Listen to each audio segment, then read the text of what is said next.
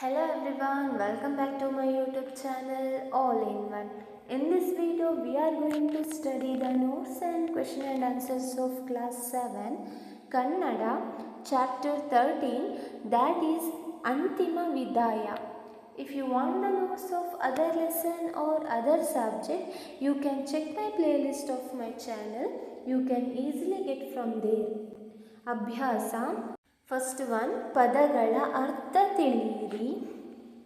ಅಂತ್ಯಕ್ರಿಯೆ, ಉತ್ತರ ಕ್ರಿಯೆ, ಗೊಣಗಾಟ, ಆಕ್ಷೇಪಿತ ಅಸ್ಪಷ್ಟ ಮಾತು, ದೌಡಾಯಿಸು, ಓಡುವುದು, ಅವಸರ, ಪಣಕ್ಕಿಡು, ಪ್ರತಿಜ್ಞೆ, ಪುರುಸೊತ್ತ, ಬಿಡು, ವಿರಾಮ, ಮಡು, ಆಳ, ಗುಂಡಿ, ವಿದಾಯ, ಬೀಳ್ಕೊಡು, ಸಾಂತ್ವನ, ಸಮಾಧಾನ, ಸಂತೈಸು, ಅನುವು, ಅವಕಾಶ, ತುರ್ತು, ಜರೂರು, ಬೇಗನೆ, ಈ ಕ್ಷಣ, ಧಾವಂತ, ಆತುರ, ಪಾರಾಗು, ಬಿಡುಗಡೆಯಾಗು, ಬಚಾವು, ಕಾಪಾಡು, ರಕ್ಷಿಸು, ಮೂದಲಿಸು, ಹೀಯಾಳಿಸು, ಶತಪಥ, ಅಂತಿಂದಿತ್ತ, ನಡೆದಾಡುವುದು, ಹರಿಹಾಯಿ, ಕೋಪಗೊಳ್ಳು, ರೇಗುವುದು. Next one, first main question, ಪ್ರಶ್ನೆಗಳು. ಆ ಕೆಳಗಿನ ಪ್ರಶ್ನೆಗಳಿಗೆ ಒಂದು ವಾಕ್ಯದಲ್ಲಿ ಉತ್ತರಿಸಿರಿ. ಫಸ್ಟ್ ಕ್ವಶನ್, ವೈದ್ಯನ ನಡಿಗೆಯಲ್ಲಿ ಧಾವಂತವಿತ್ತು ಏಕೆ? ಆನ್ಸರ್, ರೋಗಿಯೊಬ್ಬನನ್ನು ಉಳಿಸಲು ತನ್ನಿಂದಾಗಿ ತಡವಾಗುತ್ತಿದೆಯಲ್ಲ ಎಂಬ ತಳಮಳದಿಂದ ವೈದ್ಯನ ನಡಿಗೆಯಲ್ಲಿ ಧಾವಂತವಿತ್ತು.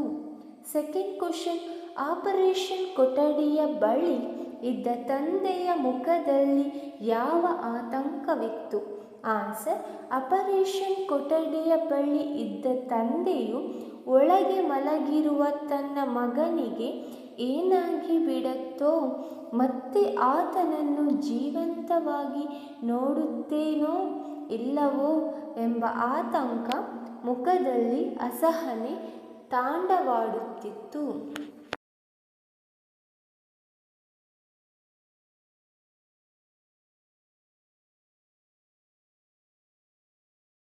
ಥರ್ಡ್ ಕ್ವಶನ್, ಸಾವಿನ ಬಗ್ಗೆ ವೈದ್ಯರು ಏನೆಂದು ಹೇಳಿದರು?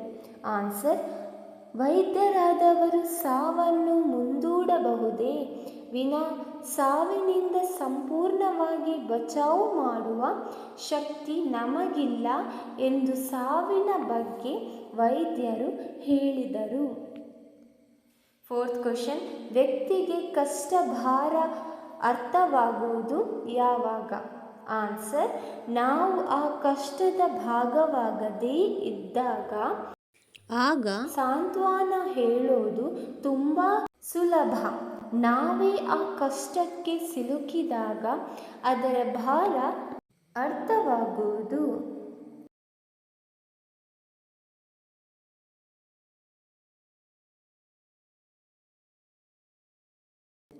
ಫಿಫ್ತ್ ಕ್ವಶನ್, ವೈದ್ಯರು ಆಪರೇಷನ್ ಮುಗಿಸಿ ಅವಸರದಿಂದ ಮನೆಗೆ ತೆರಳಿದ್ದು ಏಕೆ? ಆನ್ಸರ್, ವೈದ್ಯರು ಆಪರೇಷನ್ ಮುಗಿಸಿ ತಮ್ಮ ಮಗನ ಅಂತಿಮ ವಿದಾಯಕ್ಕಾಗಿ ಅವಸರದಿಂದ ಮನೆಗೆ ತೆರಳಿದರು.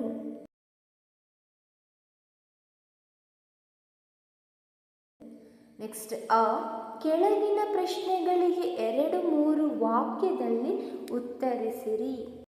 ಫಸ್ಟ್ ಕ್ವಶನ್, ಆಪರೇಷನ್ ಥಿಯೇಟರ್ನತ್ತ ದೌಡಾಯಿಸಿದ ವೈದ್ಯನ ಮೇಲೆ ರೋಗಿಯ ತಂದೆ ಏನೆಂದು ಹರಿಹಾಯ್ದರು? ಆನ್ಸರ್, ಆಪರೇಷನ್ ಥಿಯೇಟರ್ನತ್ತ ದೌಡಾಯಿಸಿದ್ದ ವೈದ್ಯನನ್ನು ಕಾಣುತ್ತಿದ್ದಂತೆಯೇ ಆ ರೋಗಿಯ ತಂದೆಯ ಅಸಹನೆಯ ಕಟ್ಟೆಯೊಡೆಯಿತು. ಇಲ್ಲಿಗೆ ಬರುವುದಕ್ಕೆ ನಿಮಗೆ ಇಷ್ಟೊತ್ತು ಬೇಕಾಯಿತೆ? ನನ್ನ ಮಗನ ಜೀವ ಅಪಾಯದಲ್ಲಿದೆ ಎಂಬುದು ನಿಮಗೆ ಗೊತ್ತಿಲ್ಲವೇ? ನಿಮಗೆ ಕಿಂಚಿತ್ತಾದರೂ ಜವಾಬ್ದಾರಿ ಎನ್ನುವುದಿಲ್ಲವೇ? ತನ್ನ ಆಕ್ರೋಶಕ್ಕೆ ಮಾತಿನ ರೂಪ ಕೊಟ್ಟು ವೈದ್ಯನ ಮೇಲೆ ಹರಿಹಾಯ್ದನು.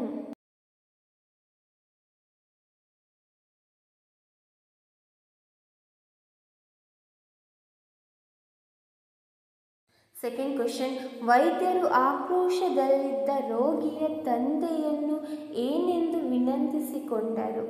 ಆನ್ಸರ್, ವೈದ್ಯರು ಆಕ್ರೋಶದಲ್ಲಿದ್ದ ರೋಗಿಯ ತಂದೆಯನ್ನು ದಯವಿಟ್ಟು ಕ್ಷಮಿಸಪ್ಪ, ನಾನು ಆಸ್ಪತ್ರೆಯಲ್ಲಿ ಇರಲಿಲ್ಲ, ನನಗೆ ಫೋನ್ ಇರುತ್ತಿದ್ದಂತೆಯೇ ಹೊರಟು ಬಂದಿದ್ದೇನೆ, ದಯಮಾಡಿ ನೀನೀಗ ಸ್ವಲ್ಪ ಶಾಂತನಾಗು, ನನ್ನ ಕೆಲಸ ಮಾಡಲು ಅನುವು ಮಾಡಿಕೊಡು, ಈಗಾಗಲೇ ತಡವಾಗಿ ಹೋಗಿದೆ, ಕ್ಷಮೆಯ ನಗುವಿನೊಂದಿಗೆ ವೈದ್ಯರು ವಿನಂತಿಸಿಕೊಂಡರು.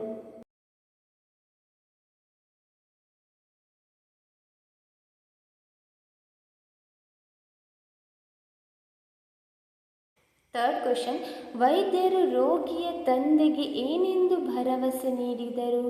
ಆನ್ಸರ್, ವೈದ್ಯನ ರೋಗಿಯ ತಂದೆಗೆ, ಒಬ್ಬ ವೈದ್ಯನಾಗಿ ನಾನು ಏನು ಮಾಡಬಲ್ಲೆನೋ ಅದನ್ನು ಪ್ರಾಮಾಣಿಕವಾಗಿ ಮಾಡುತ್ತೇನೆ, ನಿನ್ನ ಮಗನನ್ನು ಉಳಿಸಲು ನನ್ನೆಲ್ಲ ಸಾಮರ್ಥ್ಯವನ್ನು ಪಣಕ್ಕಿಡುತ್ತೇನೆ, ಆದರೂ ನಮ್ಮ ವಿವಿಧ ಶಕ್ತಿಯ ಮುಂದೆ ನಮ್ಮ ಆಟವೇನೂ ನಡೆಯದು, ವೈರ ಸಾವನ್ನು ಮುಂದೂಡಬಹುದು ವಿನಾ ಸಾವಿನಿಂದ ಸಂಪೂರ್ಣವಾಗಿ ಬಚಾವ್ ಮಾಡುವ ಶಕ್ತಿ ನಮಗೂ ಇಲ್ಲ, ದೇವರ ಬಳಿ ನಿನ್ನ ಮಗನನ್ನು ಉಳಿಸಿಕೊಡುವಂತೆ ಬೇಡಿಕೋ ಎಂದು ಭರವಸೆ ನೀಡಿದರು.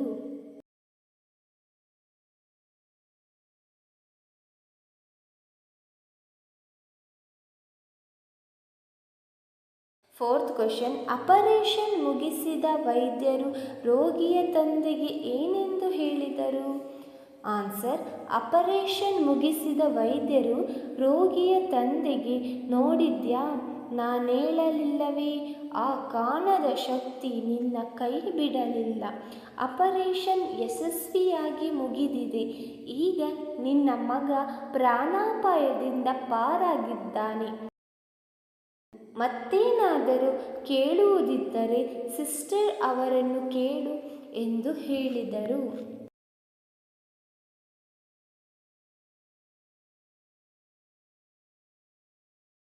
ಫಿಫ್ತ್ ಕ್ವೆಶ್ಚನ್, ಆಪರೇಷನ್ ಮುಗಿಸಿ ಹೊರ ನಡೆದ ವೈದ್ಯರನ್ನು ರೋಗಿಯ ತಂದೆ ಏನೆಂದು ಮೂದಲಿಸಿದರು? ಆನ್ಸರ್, ರೋಗಿಯ ತಂದೆಗೆ ಬೇಸರವಾಯಿತು, ಹಿಂದೆಯೇ ನರ್ಸ್ ಬಂದು ನಿಂತಿದ್ದನ್ನು ಕಂಡು ಇವನೇಕೆ ಇಷ್ಟು ತಾಳ್ಮೆಗೆಟ್ಟುವನಂತೆ ವರ್ತಿಸುತ್ತಿದ್ದಾನೆ, ನನ್ನ ಮಗನ ಸ್ಥಿತಿಗತಿ ಬಗ್ಗೆ ಕೊಂಚ ತಿಳಿದುಕೊಳ್ಳೋಣ ಎಂದರೆ ಅದಕ್ಕೂ ಪುರುಸೊತ್ತಿಲ್ಲದಂತೆ ಓಡುತ್ತಿದ್ದಾನಲ್ಲ, ಹಣದ ಹಿಂದೆ ಬಿದ್ದವರ ಧಾವಂತವೇ ಇಂಥದ್ದು, ಇವರಿಗೆ ರೋಗಿಗಳ ಜೀವಕ್ಕಿಂತ ದುಡ್ಡು ದೊಡ್ಡದು ಎಂದು ಮೂದಲಿಸಿದ.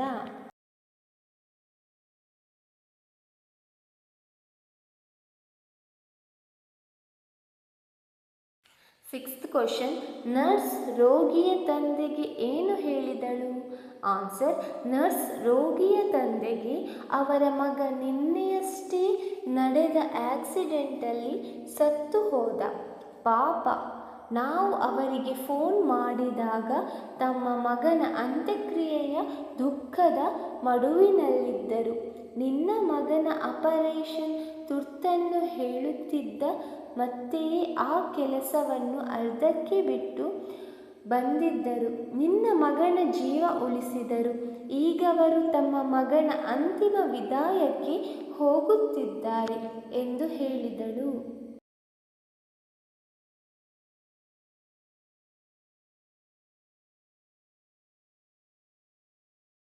ಸೆವೆಂತ್ ಕ್ವೆಶ್ಚನ್, ರೋಗಿಯ ತಂದೆ ಏಕೆ ಕುಸಿದು ಬಿದ್ದರು? ಆನ್ಸರ್, ರೋಗಿಯ ತಂದೆಗೆ ಈ ಮೊದಲು ವೈದ್ಯರು ತನ್ನ ಮಗನನ್ನು ನೋಡಲು ಶಸ್ತ್ರಚಿಕಿತ್ಸೆ ಮಾಡಲು ತಡವಾಗಿ ಬಂದರಲ್ಲ, ಪ್ರಾಣದ ಜೊತೆ ಆಟವಾಡುತ್ತಿದ್ದಾರಲ್ಲ ಎಂಬ ಆಕ್ರೋಶವಿತ್ತು, ಆದರೆ ವೈದ್ಯರು ತಮ್ಮ ಮಗನ ಕಳೆದುಕೊಂಡ ದುಃಖದಲ್ಲಿದ್ದರೂ ಅದನ್ನು ವ್ಯಕ್ತಪಡಿಸದೆ ಮಗನ ಪ್ರಾಣ ಉಳಿಸಿದರೆಂಬ ಕಥೆಯನ್ನು ನರ್ಸಿನಿಂದ ಕೇಳಿದ ಮೇಲೆ ರೋಗಿಯ ತಂದೆಯ ಗಂಟಲು ಹಿಂಗಿ ಹೋಗಿತ್ತು. ಸತ್ಯ ತಿಳಿಯದೆ ವೈದ್ಯರ ಮೇಲೆ ಹರಿಹಾಯ್ದಿದ್ದಕ್ಕೆ ಕುಸಿದು ಬಿದ್ದರು.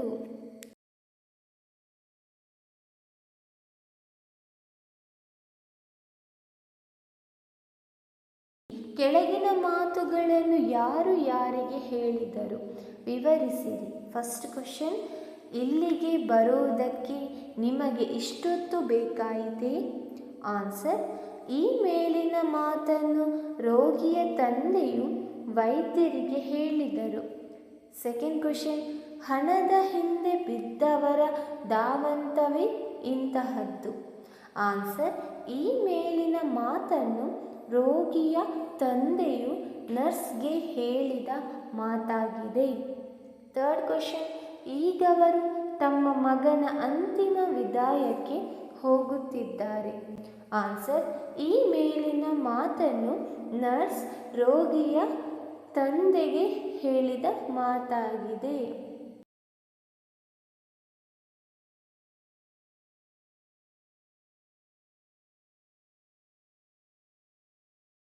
ನೆಕ್ಸ್ಟ್ 8-10 ವಾಕ್ಯದಲ್ಲಿ ಉತ್ತರಿಸಿರಿ.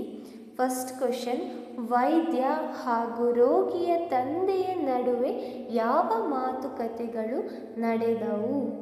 ಆನ್ಸರ್, ಒಮ್ಮೆ ರೋಗಿಯ ತಂದೆ ತನ್ನ ಮಗನನ್ನು ಉಳಿಸಿಕೊಳ್ಳಲು ವೈದ್ಯನಿಗಾಗಿ ಆಸ್ಪತ್ರೆಯನ್ನು ಕಾಯುತ್ತಿದ್ದನು. ಸಮಯಕ್ಕೆ ಬಾರದ ವೈದ್ಯನ ಮೇಲೆ ರೋಗಿಯ ತಂದೆಗೆ ಸಿಟ್ಟಿತ್ತು. ಅದರಂತೆ ವೈದ್ಯ ಆಪರೇಷನ್ ಥಿಯೇಟರ್ ಬಳಿ ಬಂದಾಗ ರೋಗಿಯ ತಂದೆ, ಇಲ್ಲಿಗೆ ಬರುವುದಕ್ಕೆ ನಿಮಗೆ ಇಷ್ಟೊತ್ತು ಬೇಕಾಯಿತೇ? ನನ್ನ ಮಗನ ಜೀವ ಅಪಾಯದಲ್ಲಿರುವುದು ನಿಮಗೆ ತಿಳಿದಿಲ್ಲವೇ? ನಿಮಗೆ ಕಿಂಚಿತ್ತಾದರೂ ಜವಾಬ್ದಾರಿ ಇಲ್ಲವೇ ಎಂದು ಗುಡುಗಿದರು. ಅವರ ಮಾತುಗಳನ್ನು ತಾಳ್ಮೆಯಿಂದ ಕೇಳಿದ ವೈದ್ಯ, ದಯವಿಟ್ಟು ಕ್ಷಮಿಸಿ, ನಾನು ಆಸ್ಪತ್ರೆಯಲ್ಲಿ ಇರಲಿಲ್ಲ. ನನಗೆ ಫೋನು ಬರುತ್ತಿದ್ದಂತೆ ಹೊರಟು ಬಂದಿದ್ದೇನೆ. ಸ್ವಲ್ಪ ಶಾಂತವಾಗಿ ನನ್ನ ಕೆಲಸ ಮಾಡಲು ಅನುವು ಮಾಡಿಕೊಡಿ. ಈಗಾಗಲೇ ತಡವಾಗಿ ಹೋಗಿದೆ ಎಂದರು. ಸೆಕೆಂಡ್ ಕ್ವಶನ್, ವೈದ್ಯರ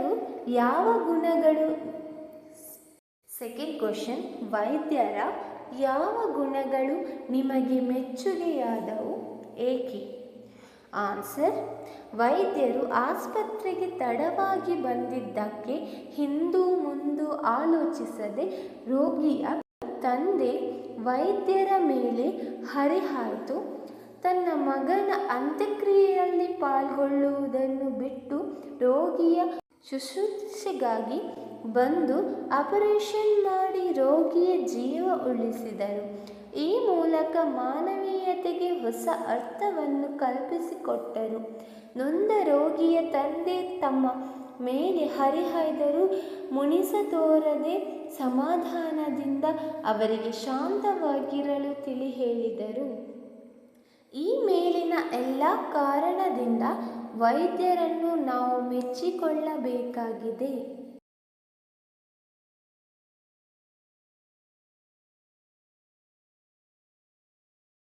ನೆಕ್ಸ್ಟ್ ಕೆಳಗಿನ ಮಾತುಗಳನ್ನು ಯಾರು ಯಾರಿಗೆ ಹೇಳಿದರು? ವಿವರಿಸಿರಿ. ಫಸ್ಟ್ ಕ್ವಶನ್, ಇಲ್ಲಿಗೆ ಬರುವುದಕ್ಕೆ ನಿಮಗೆ ಇಷ್ಟೊತ್ತು ಬೇಕಾಯಿತೇ? ಆನ್ಸರ್, ಈ ಮಾತನ್ನು ರೋಗಿಯ ತಂದೆ ವೈದ್ಯರಿಗೆ ಹೇಳಿದ ಮಾತಾಗಿದೆ.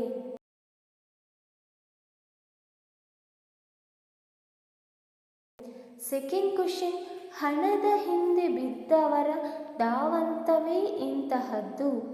ಆನ್ಸರ್, ಈ ಮಾತನ್ನು ರೋಗಿಯ ತಂದೆ ವೈದ್ಯರಿಗೆ ಹೇಳಿದ ಮಾತಾಗಿದೆ. ಥರ್ಡ್ ಕ್ವಶನ್, ಈಗವರು ತಮ್ಮ ಮಗನ ಅಂತಿಮ ವಿದಾಯಕ್ಕೆ ಹೋಗುತ್ತಿದ್ದಾರೆ. ಆನ್ಸರ್, ಈ ಮಾತನ್ನು ರೋಗಿಯ ತಂದೆಗೆ ನರ್ಸ್ ಹೇಳಿದ ಮಾತಾಗಿದೆ.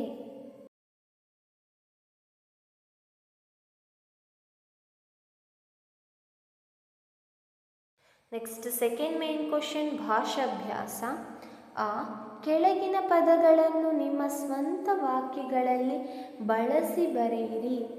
First question ಧಾವಂತ. ಆನ್ಸರ್ ಅಪಘಾತಕ್ಕೆ ಒಳಗಾದವರ ಸಹಾಯಕ್ಕೆ ಧಾವಂತದಿಂದ ಜನರು ಓಡಿ ಬಂದರು. ಸೆಕೆಂಡ್ ಕ್ವಶನ್ ಸಾಂತ್ವನ. ಆನ್ಸರ್ ನೊಂದವರಿಗೆ ನಮ್ಮ ಸಾಂತ್ವನದ ಮಾತುಗಳು ನೆಮ್ಮದಿ ನೀಡುತ್ತದೆ. Third question ಪಾರಾಗು. ಆನ್ಸರ್ ಜಲ ಪ್ರಳಯದಿಂದ ಬೆರಳೆಣಿಕೆಯಷ್ಟು ಜನ ಪಾರಾಗಿ ಬಂದರು. Fourth question ಮೂದಲಿಸು.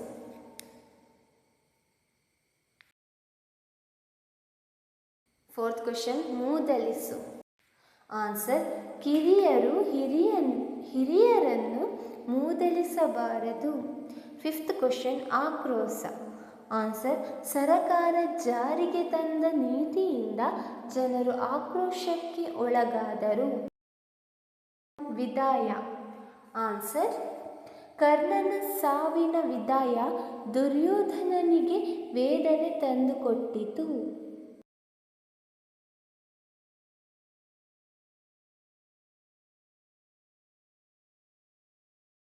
ನೆಕ್ಸ್ಟ್ ಒನ್ ಆ ಕೆಳಗಿನ ಪದಗಳಿಗೆ ವಿರೋಧಾರ್ಥಕ ಪದಗಳನ್ನು ಬರೆಯಿರಿ. ಆನ್ಸರ್ ಫಸ್ಟ್ ಕ್ವಶನ್ ರೋಗಿ ನಿರೋಗಿ. ಸೆಕೆಂಡ್ ಒನ್ ದುಃಖ ಸುಖ. ಥರ್ಡ್ ಒನ್ ಶಕ್ತಿ ನಿಶಕ್ತಿ. ಫೋರ್ತ್ ಒನ್ ಶಾಂತ ಅಶಾಂತ. ಫಿಫ್ತ್ ಒನ್ ಸಾವು ಹುಟ್ಟು. ಸಿಕ್ಸ್ತ್ ಒನ್ ಅಂತಿಮ ಆರಂಭ. ಸೆವೆಂತ್ ಒನ್ ಅಸಹನೆ ಸಹನೆ. ಏಯ್ತ್ ಒನ್ ಪ್ರಾಮಾಣಿಕ ಅಪ್ರಾಮಾಣಿಕ.